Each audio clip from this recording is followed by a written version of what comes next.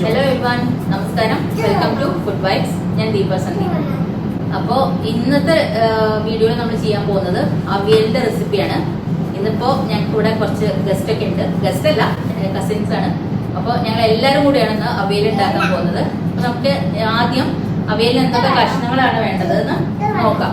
നല്ല തൊലി കളഞ്ഞ് വൃത്തിയാക്കി എടുത്ത് വെച്ചിരിക്കുന്ന കഷ്ണങ്ങളാണ്. ഒരു ചെറിയ കഷ്ണം ചേനയുണ്ട്, കയപ്പയ്ക്ക, വെള്ളരിക്ക, കായ, മുരിങ്ങക്കായ, ബീൻസ്, പയറ്, ക്യാരറ്റ്, ഇത്രയാണ് നമ്മൾ എടുത്തിരിക്കുന്നത്. അപ്പൊ ഇത് എങ്ങനെയാണ് കഷ്ണം മുറിക്കുന്നത് എന്ന് നമുക്കൊന്ന് നോക്കാം. അവിയലിന് എങ്ങനെയാണ് കഷ്ണങ്ങൾ മുറിക്കുന്നത് നോക്കാം. അപ്പൊ എല്ലാരും കൂടെയാണ് കഷ്ണം മുറിക്കുന്നത്.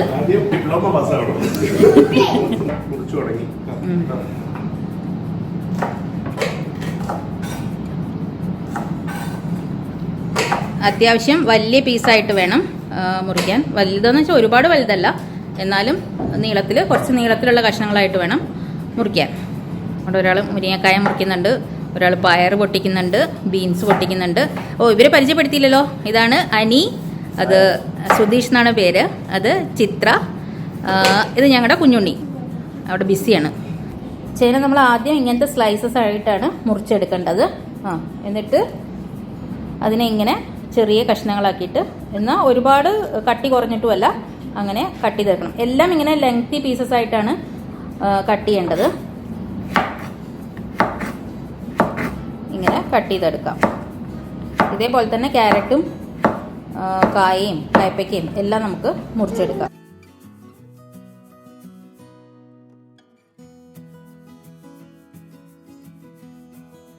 അപ്പം നമ്മൾ കഷ്ണങ്ങളെല്ലാം മുറിച്ച് കഴിഞ്ഞു. ഇങ്ങനെ വലിയ വലിയ പീസസ് ആയിട്ട് നീളത്തിലുള്ള കഷ്ണങ്ങളാണ് നമുക്ക് അവിയലിന് വേണ്ടത്. ഇനി നമുക്ക് എങ്ങനെയാണ് അവിയൽ ഉണ്ടാക്കുന്നതെന്ന് നോക്കാം. ഇത് നമ്മൾ തൈര് ചേർത്ത അവിയലാണ്. മാങ്ങ ചേർത്ത അവിയലോ അല്ലെങ്കിൽ പുളി ചേർത്ത അവിയലോ അല്ല, തൈര് ചേർത്തിട്ടുള്ള അവിയലാണ്. അപ്പോൾ നമുക്ക് അവിയൽ ഉണ്ടാക്കാൻ തുടങ്ങാം. ആദ്യം നമ്മൾ ചെയ്യേണ്ടത്, ഇപ്പം ഞാൻ കഷ്ണങ്ങളെല്ലാം മുറിച്ച് വെച്ചിട്ടുണ്ട്. ഇനി നമ്മൾ ആദ്യം ചെയ്യേണ്ടത് ഒരു അത്യാവശ്യം വലിയൊരു ചീനച്ചട്ടി അടുപ്പത്തേക്ക് വെക്കാം. എന്നിട്ട് അത് ഒന്ന് ചൂടായി കഴിഞ്ഞിട്ടുണ്ടെങ്കിൽ നമുക്ക് അതിലേക്ക് 1 ടേബിൾ സ്പൂൺ വെളിച്ചെണ്ണ ഒഴിച്ചു കൊടുക്കാം. ഞാൻ ചേന ഇതിലേക്ക് ഇട്ട് കൊടുക്കാൻ പോവാണ്. എന്നിട്ട് ഈ ചേന മാത്രം നമുക്ക് ജസ്റ്റ് ഒന്ന് ആദ്യം വാട്ടിയെടുക്കണം. എന്തിനാന്ന് വെച്ചാൽ ആ ചേനയുടെ ഒരു ഇതുണ്ടാവുമല്ലോ, അത് മാറും ചെയ്യും. അതേപോലെ നന്നായിട്ട് വെന്ത് കിട്ടും ചെയ്യും. അതിന് വേണ്ടിയിട്ടാണ് നമ്മൾ ചേന ആദ്യം ജസ്റ്റ് ഒന്ന് എണ്ണ ഒഴിച്ചിട്ട് വഴറ്റിയെടുക്കുന്നത്.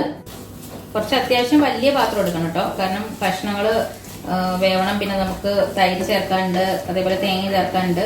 ഇത്രയും കഷ്ണങ്ങളും ഇല്ലേ, ഇത് നമുക്ക് ശരിക്കും ഒരു 10 പേർക്കൊക്കെ വിളമ്പാൻ പറ്റുന്ന ഒരു ക്വാണ്ടിറ്റിയാണ്. നന്നായിട്ടൊന്ന് ഇളക്കിയെടുക്കാം.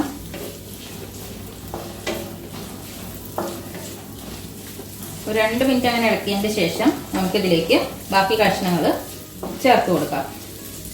ഇപ്പം ഞാനിവിടെ ബാക്കി എല്ലാ കഷ്ണങ്ങളും കൂടെ ഇതിലേക്ക് ചേർക്കാൻ പോവാണ്.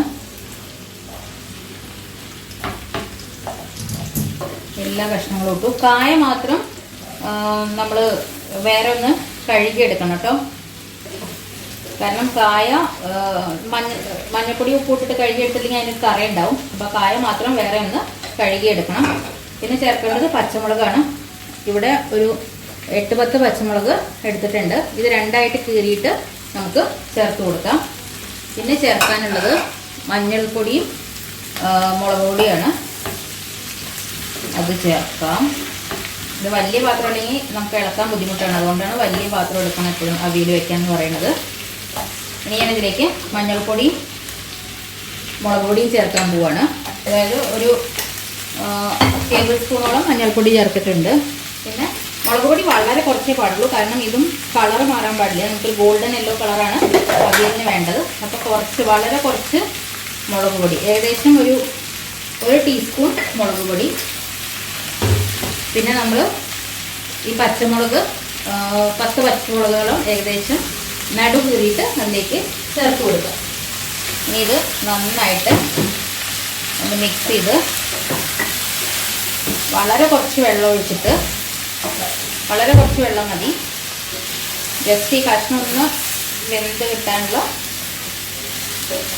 വെള്ളം നമുക്ക് ഒഴിക്കാം. നന്നായിട്ട് മിക്സ് ചെയ്തിട്ടുണ്ട്. ഇനി ഏകദേശം ഒരു 1/2 ഗ്ലാസ് വെള്ളം അത്രയും മതി. അത് ഒഴിച്ചിട്ട് നമുക്കത് അടച്ചു വെക്കാം. മീഡിയം ഫ്ലെയിമിൽ വെക്കണം. എന്നിട്ട് ഈ കഷ്ണങ്ങൾ നന്നായിട്ട് വെന്ത് കിട്ടണം നമുക്ക്. ഇതൊരു പകുതി വേവാകുമ്പോൾ തുറന്നിട്ട് ഉപ്പ് ചേർത്ത് കൊടുക്കാം. ആദ്യം തന്നെ ചേർക്കണ്ട, കുറച്ചൊന്ന് പകുതി വേവാകുമ്പോൾ തുറന്നിട്ട് ആവശ്യത്തിന് ചേർത്ത് കൊടുക്കാം. ആ സമയം കൊണ്ട് നമുക്ക് 2 കാര്യങ്ങൾ ചെയ്തു വെക്കാം. തൈര് നന്നായിട്ട്, ഏകദേശം ഒരു 2 കപ്പോളം തൈര് വേണ്ടി വരും. തൈര് നന്നായിട്ട് കട്ടയൊന്നും ഇല്ലാണ്ട് ഉടച്ചു വെക്കുക. അത് മിക്സിയിൽ അടിക്കണ്ട, ജസ്റ്റ് സ്പൂൺ വെച്ചിട്ട് നന്നായിട്ട് ഉടച്ചു വെച്ചാൽ മതി. പിന്നെ ചെയ്യേണ്ടത് തേങ്ങ നന്നായിട്ടൊന്ന് ചതച്ചാൽ മതി. ഒരുപാട് അങ്ങ് അരക്കണ്ട, ജസ്റ്റ് ഒന്ന് മിക്സിയിലിട്ടിട്ട് 2 പൾസ് കൊടുത്താൽ മതി. അപ്പൊ ചതഞ്ഞ് കിട്ടും. ആ തേങ്ങയും നമുക്ക് റെഡിയാക്കി വെക്കാം. ഇപ്പൊ നമ്മളൊരു 10 മിനിറ്റ് ആയിട്ടുണ്ട് കഷ്ണം അങ്ങനെ അടച്ചു വെച്ചിട്ട്. നമുക്കൊന്ന് തുറന്നു നോക്കാം. ഞാൻ അതിന്റെ ഇടയ്ക്കൊന്ന് ഇളക്കിയിട്ട് ഉപ്പിട്ട് കൊടുത്തിട്ടുണ്ടായിരുന്നു. ഇപ്പൊ വെള്ളമൊക്കെ നന്നായി വറ്റിയിട്ടുണ്ട്. നമുക്കിനി ഇതിൽ ഒരു ചേനയുടെ പീസ് എടുത്തിട്ട് വെന്തോ നോക്കാം. ചേനയുടെ പീസ് വെന്ത് കഴിഞ്ഞിട്ടുണ്ടെങ്കിൽ ബാക്കി കഷ്ണങ്ങളെല്ലാം ഓക്കെ ആണെന്നാണ്. ഞാൻ ചേനയുടെ പീസ് എടുത്തിട്ടുണ്ട്. നമുക്കൊന്ന് മുറിച്ച് നോക്കാം. നന്നായി വെന്തിട്ടുണ്ട്. ഇനി നമുക്കിതിലേക്ക് തൈര് ചേർക്കാം. ഞാനിപ്പോൾ ഇവിടെ ഏകദേശം ഒരു 2 കപ്പോളം തൈര് എടുത്തു വെച്ചിട്ടുണ്ട്. ആദ്യം നമുക്കൊരു പകുതി 1 കപ്പ് ചേർത്ത് നോക്കാം. ഞാൻ 1 കപ്പ് തൈര് ചേർത്തു. എന്നിട്ടിത് നന്നായിട്ടൊന്ന് മിക്സ് ചെയ്ത് കൊടുക്കാം.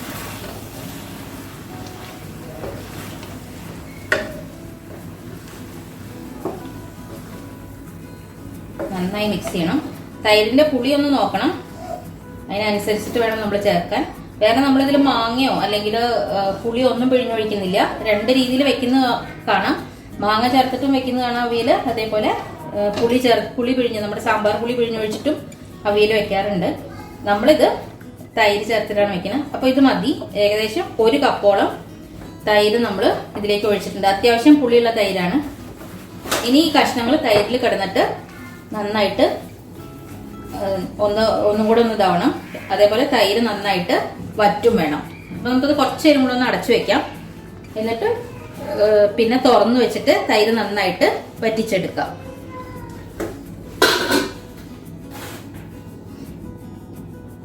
അപ്പോൾ ഇപ്പോൾ ഒരു 5 മിനിറ്റ് ആയിട്ടുണ്ട് നമ്മൾ തൈര് ചേർത്ത് അടച്ചു വെച്ചിട്ട്. ഇനി നമുക്കിത് ഒന്ന് ഇളക്കി കൊടുത്ത് തുറന്നു വെച്ചിട്ട് വറ്റിച്ചെടുക്കാം. ഈ തൈര് നന്നായിട്ട് വറ്റി കിട്ടണം നമുക്ക്. കുറച്ച് നേരം ഇങ്ങനെ തുറന്നു വെച്ച് ഇടയ്ക്കൊന്ന് ഇളക്കി കൊടുക്കണം, ഇല്ലെങ്കിൽ അടി പിടിക്കും. അപ്പോൾ ഇടയ്ക്കിടയ്ക്ക് ഇങ്ങനെ ഇളക്കി കൊടുത്ത് നന്നായിട്ട് വറ്റിച്ചെടുക്കാം.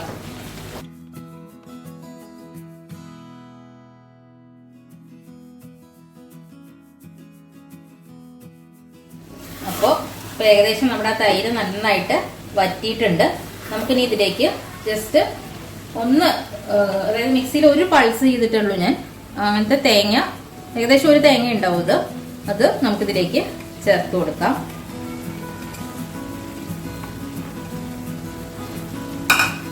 എന്നിട്ട് നന്നായിട്ട് മിക്സ് ചെയ്തെടുക്കാം. ചിലര് പച്ചമുളക് ഇതിന്റെ കൂടെയാണ് ചതച്ച് ചേർക്കാറ്. പക്ഷെ നമ്മള് വെറും തേങ്ങ മാത്രമാണ്, പച്ചമുളക് കീറിയിട്ടിട്ട് വെറും തേങ്ങ മാത്രമാണ് ചതച്ചെടുക്കുക. നമ്മളുടെ അവിടേക്ക് ഇതാണ് സദ്യയിലെ അവിയൽ. ഇപ്പൊ കണ്ടോ, കഷ്ണങ്ങളൊന്നും അങ്ങനെ ഉടഞ്ഞു പോയിട്ടൊന്നുമില്ല. അതൊന്ന് ജസ്റ്റ് നമ്മൾ ആദ്യം കുറച്ച് വെള്ളം ഒഴിച്ചിട്ട് നന്നായിട്ടങ്ങ് മീഡിയം ഫ്ലെയിമിൽ വെച്ചിട്ടങ്ങ് കുക്ക് ചെയ്തെടുത്താൽ മതി. അപ്പൊ നമ്മുടെ അവിയൽ റെഡി ആയിട്ടുണ്ട്. നമ്മുടെ അവിടേക്ക് ഇങ്ങനെ കുഴഞ്ഞ അവിയലല്ല, ഇങ്ങനെ നന്നായിട്ട് ഒലർന്നിരിക്കുന്ന അവിയലാണ് നമ്മുടെ അവിടുത്തെ സദ്യയിലേക്ക് ഉണ്ടാവുക, അതായത് പാലപ്പ. ഇനി നമുക്കിതിലേക്ക് കറിവേപ്പില ചേർത്ത് കൊടുക്കണം. നല്ലോണം കറിവേപ്പില വേണം.